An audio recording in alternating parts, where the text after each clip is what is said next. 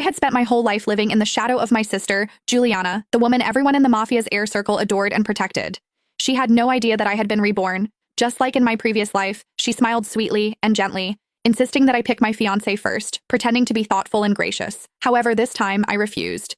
In my previous life, I naively believed she meant well. I married the man she recommended, Chester Kane, an heir who was said to have been paralyzed after an ambush. I gave up my right to inherit the family, becoming his caretaker, his crutch, the medicine he used to fight loneliness. However, no matter how much warmth I gave him, his heart remained frozen. The truth only came out during my sister's pregnancy celebration.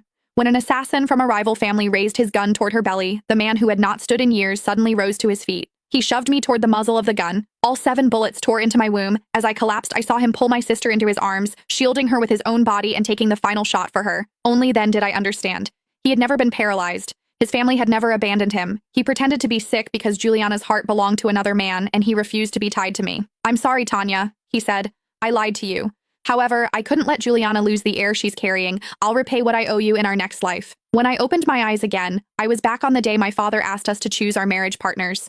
This time, I chose no one. Yet back then, they were the ones who begged for my love. "Go ahead, sis. You pick first. You're the delicate one, and you need a strong family to have your back." Juliana Larson forced a sweet tone, playing the caring sister just like she did in her previous life. However, her eyes betrayed her, locking onto Seth Rogers, the Rogers family heir, with an affection she could not hide. The word in the mafia circles was that she and Seth had been secretly tangled up for ages. Dad would definitely keep Seth for her. In my previous life, to keep her happy, I picked Chester Kane, even though he was wheelchair-bound. I thought I was being the bigger person, but I walked straight into a living hell. I could still feel those last moments from my previous life. 7 bullets ripped through me, and I had hit the ground, clutching my belly. Chester's medics stormed in but did not even glance my way. They all flocked to Juliana, who was barely scratched. Huddled in Chester's embrace, she quivered. "Chester, it hurts. It's my fault. I shouldn't have ditched the guards just to spite Tanya." The family elders could not stop singing her praises. The sweetest girl, who, even hurt, did not blame her sister. She soaked up all the attention, while I lay dying on the cold floor. It was not until I almost bled out that she suddenly remembered me and yelled for the doctors. "Save my sister! What are you waiting for? Go!" Her tears sparkled like diamonds in the light. That was when I saw through her act.